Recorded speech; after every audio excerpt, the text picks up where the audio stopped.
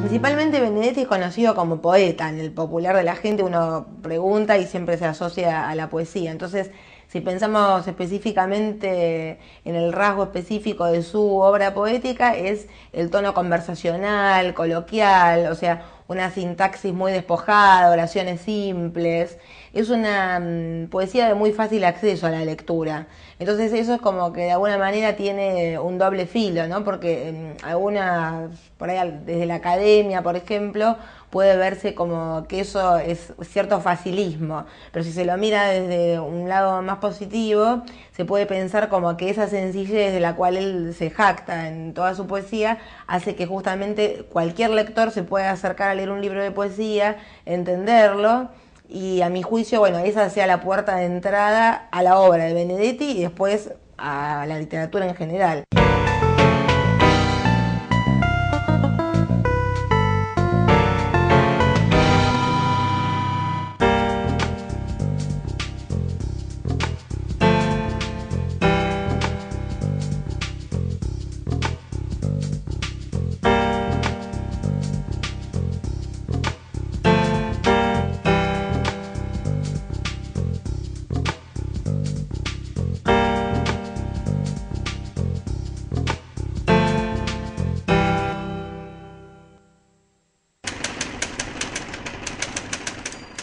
Hay un legado que dejó la dictadura y que subsiste en plena democracia y que es de las peores cosas que nos dejó la dictadura, aparte de las torturas, los presos, los despidos, todo, las expulsiones.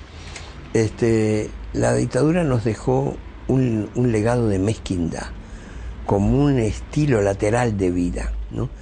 Hoy el uruguayo, aunque la gente que viene de afuera ve que la gente es más amable aquí que en otras ciudades y más, pero los uruguayos, los montevideanos, notamos que hay menos solidaridad. Pero ya no digamos solidaridad política, sino solidaridad humana. Y hay muchas razones para eso. Lo que pasa es que hoy en día hay mucha desocupación.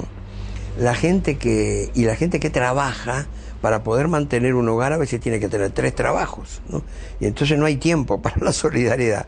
Hay tiempo nada más que para ganarse el pesito para poder pagar el alquiler y la comida o la educación de los hijos, ¿no? De modo que eso es un cambio importante, digamos, en la vida del montevideano sobre todo, ¿no? Que es el que conozco más.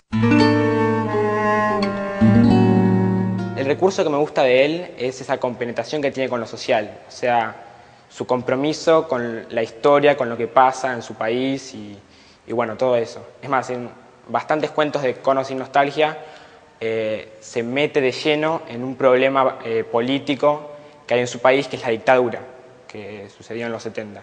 De Montevideanos hay un cuento que se llama Los Pocillos, que es buenísimo como al final, digamos, cambia y te sorprende. Es un señor, digamos, bueno, que todos pensábamos que era ciego y que al final no.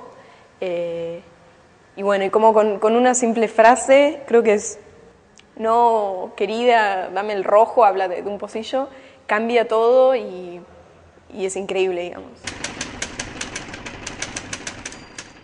Yo por eso no sé si consciente o inconscientemente sigo escribiendo sobre los montevideanos, de manera de mantener esa temática, ¿no? Por un lado es por lo que conozco más. Yo soy un montevideano de clase media, o sea que, y no lo hago por adularlo ni por vanagloriarme de ello, porque les digo cosas muy duras a través de todos mis libros. Pero eso es lo que soy, y eso es de lo que hablo, ¿no? De modo que en mis libros no figuran, a pesar de mi pasaje por varios países del mundo, y por ejemplo conozco todos los países de Europa y casi todos los de América Latina, creo que menos Bolivia conozco a todos, y es muy difícil que yo escriba una historia que pase entre ciudadanos de esos países. Cuando hay algo que transcurre en otro país, siempre es un uruguayo el que está en ese país, ¿no? Y con las reacciones de un uruguayo ante una sociedad que no conoce bien, ¿no?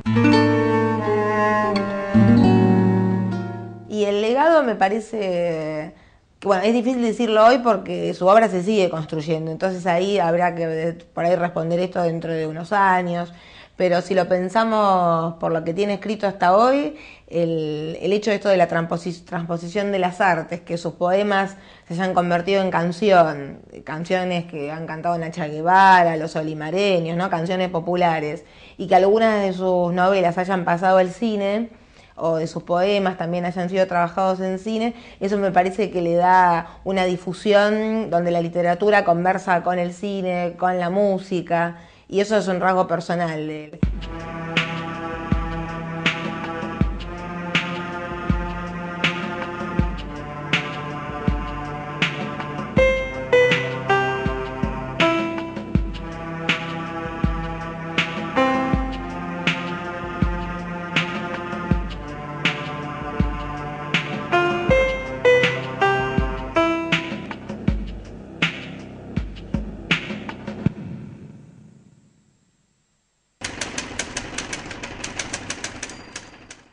Hubo una dicotomía que fue peligrosa, ¿no? A veces se pensaba que si el mensaje político era revolucionario, no importaba que la canción fuera mala, ¿no? Cuando yo creo que si el envase es malo, es torpe, va en contra del mensaje que pueda decir el contenido, ¿no? De modo que si es un poema político, una canción que trata temas políticos, un cuadro, primero la prioridad es para el arte, para la literatura, para la canción, lo otro viene después. Con Serrat he tenido una buena relación, hicimos un disco juntos también, el Sur también existe, que se le ocurrió a él, ¿no? Porque dice que en varios lugares de América Latina donde había venido a cantar, siempre le regalaban un inventario, el libro mío, un inventario. Entonces al final se puso a leer los poemas. Y entonces, tanta insistencia tenía, dice, no sé cuánto inventario en la casa. Y se encontró que podía haber una cosa de canciones con esas letras. Y entonces fue que me habló, no nos conocíamos. Me habló, a mí tuve que pensarlo bastante, ¿no? Porque él quería determinados temas que estaban en el inventario, pero que los transformara en letras de canciones, porque yo, sobre todo en esa época, escribía mucho en verso libre. Y claro, los poemas en verso libre no son para cantar, ¿no? Aunque Favero había hecho con los poemas de la oficina, que estaban en verso libre, y hizo canciones, pero no es lo más frecuente.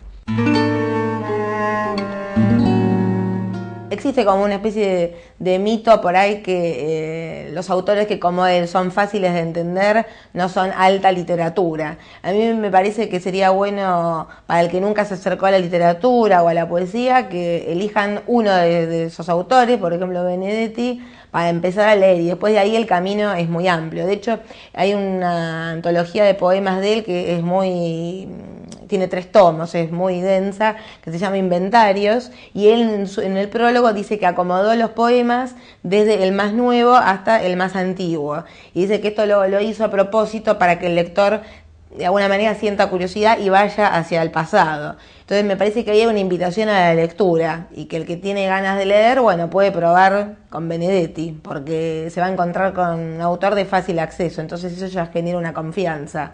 Está bueno leer algo que uno va entendiendo. Después el camino, cada uno lo va armando y es largo. Son ciclos. A veces cuando hay gente así que se mete mucho en lo político a través de medios periodísticos o artísticos, entonces viene como una sobresaturación de esos temas y la gente se aburre un poco de eso, sobre todo cuando desaparece el motivo. Digamos, si una dictadura, bueno, después se dé paso a una cosa más o menos democrática, también hace menos necesario ese tipo de productos.